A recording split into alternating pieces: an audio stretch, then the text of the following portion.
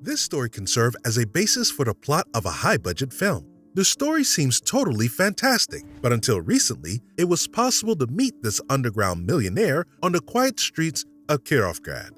At the end of 1993, a lonely old man died in a small Ukrainian town of Kirovgrad at the age of 72. He lived an isolated life and had little interaction with people, even with his two nephews who were his only family and who buried him. However, a few months after his death, all the media outlets started talking about him.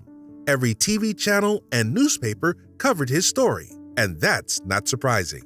The poor-looking man used to wear the same blue overalls, tarpaulin boots, and lived in an old house. He worked as an electrician in cafeterias, which is where he also got his meals. After his death, it turned out that the man was the owner of a unique collection. Experts say that his collection turned out to be the biggest of the known private collections in Europe. Little was known about the collector himself, but the interest generated around his collection led to the exhumation of his body. Many suspected that foul play was involved in his death, but those suspicions were not confirmed. The cause of death was a second heart attack. Many years have passed since the death of Alexander Ilian, the collector. However, it is still unknown how he acquired such a huge collection of artwork and rare books. Since then, many mysteries have come to surround his story. How did Ilian's collection come to light?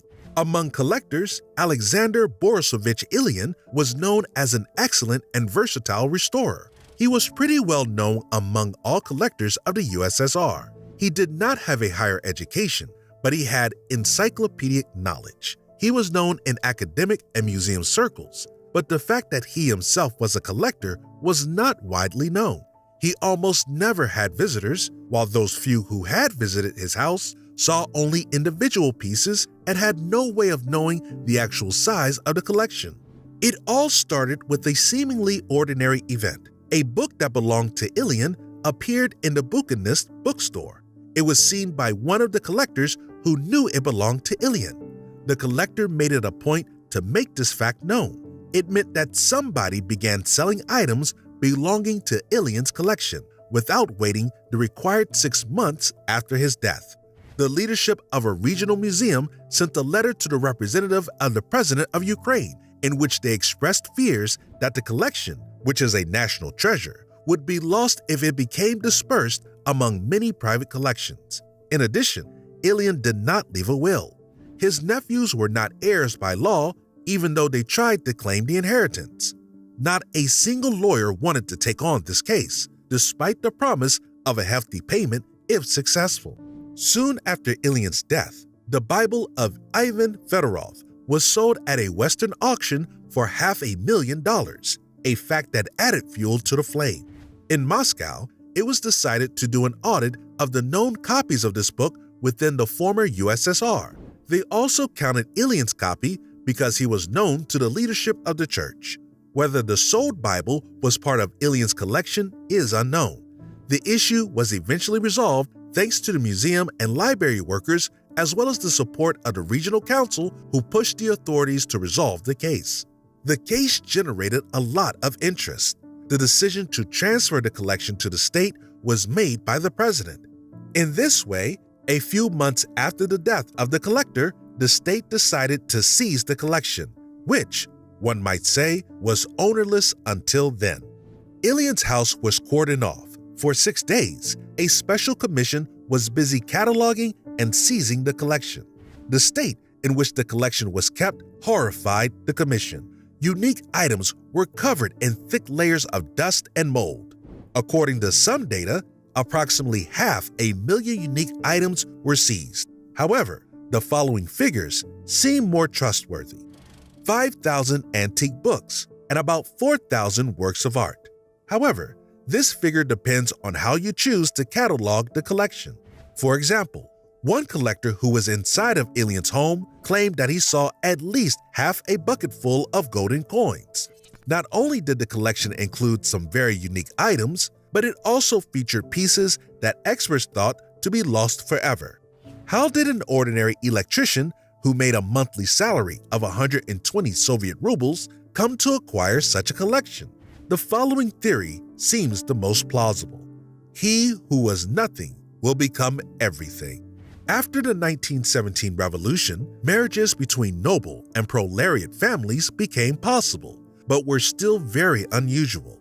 It so happened that Natalia Alexandrovna Rimskaya-Korsakova, a member of one of those noble families who graduated high school with the highest honors, knew 4 languages, and studied economics at the Moscow Commercial Institute, married Boris Nikolaevich Ilyin, the son of an artisan who had completed only primary schooling.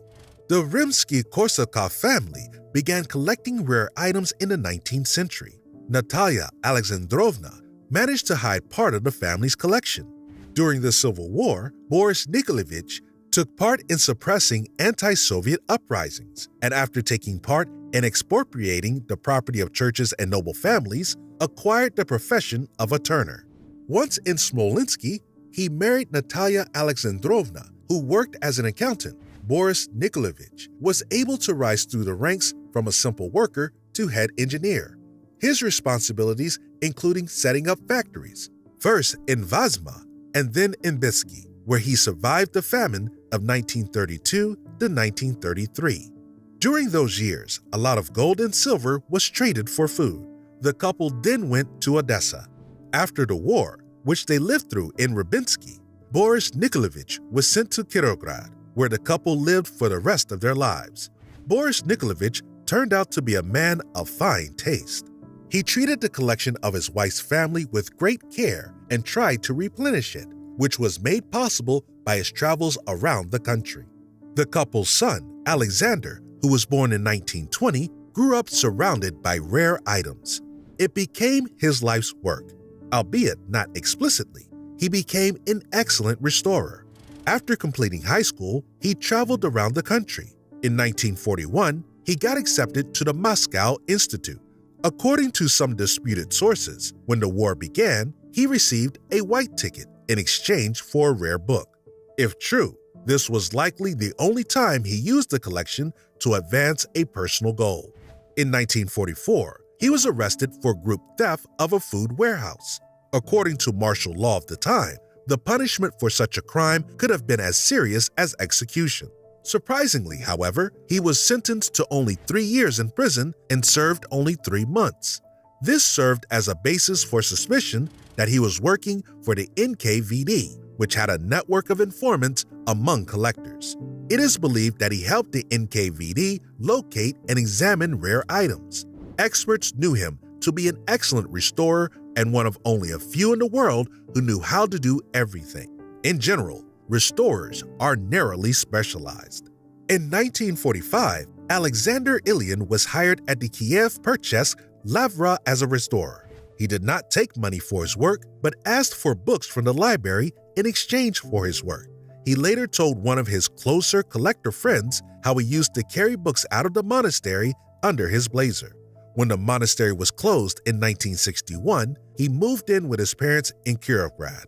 He brought 2 containers of the monastery's books and kitchen utensils with him.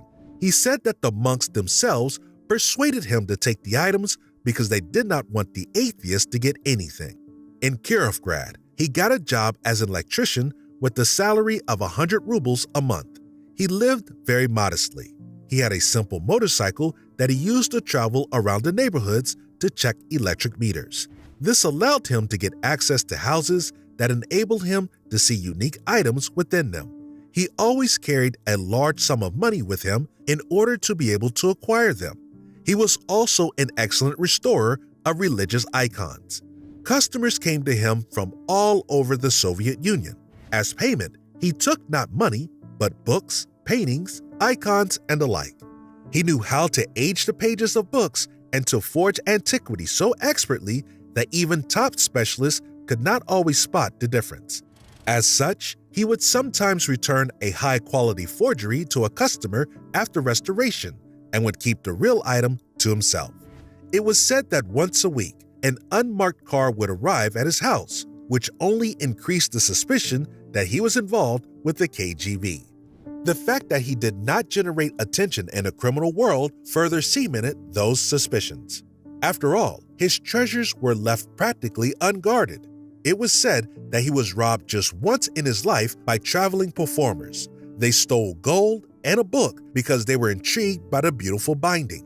They sold the gold, but regarding the book, which was a first edition of Dead Souls, the buyers told them that only Ilian would be able to buy such a book, so they offered it to Ilian. During the transfer, the thieves were arrested. Ilian took the book but refused the gold. An old man recalled another curious case. He made an exchange with Ilian and received a book by Mikhail Grushevsky, whose work was banned at the time. During the transaction, only 2 people were present, him and Ilian. But at night, authorities came to his house to inform him that he can read the book on his own, but he cannot make copies and distribute it. No one asked him where the book came from. What did the unique collection contain? The collection's books were transferred to the Regional Scientific Library named after D.I. Chizevsky. The rest of the items were transferred to the Regional Museum of Local Lore. It's likely that nobody has a complete list of the collection's items, except maybe the commission that was involved in the seizing, but there is no guarantee.